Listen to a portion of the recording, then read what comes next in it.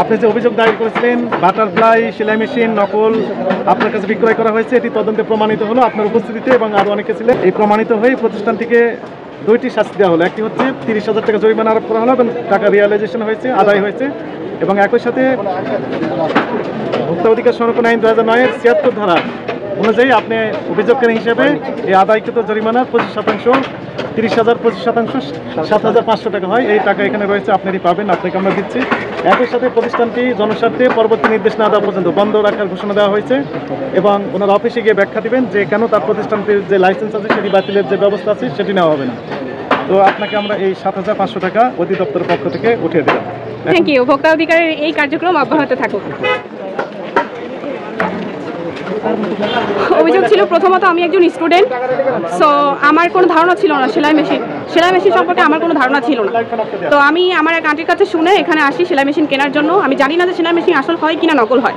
তো আমি এসে ওনাকে বলি যে ভাই আমাকে মেশিন দেখান, এবং আমি বারবার করে বলি যে আমাকে একটা আসল মেশিন এবং আমার যেন পণ্যটি যেন আসল হয়। আমি কিন্তু বারবার বাসায় গিয়ে চেক করব।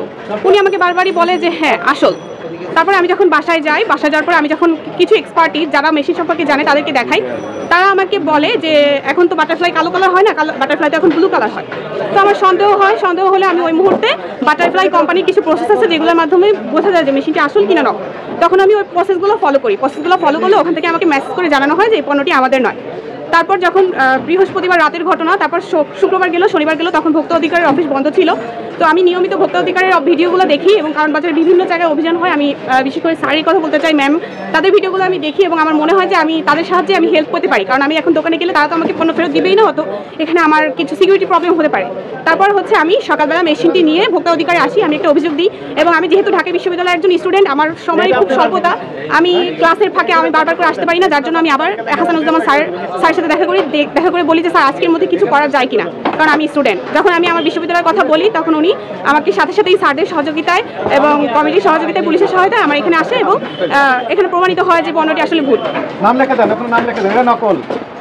আর কতগুলো আছে? এটাও নকল, এটা নকল না, এটা তারপর আপনার নাম লেখা দেন, আপনি এগুলো নকল, এটা তো নকল। নকল আর বিক্রি করতে পারবেন না।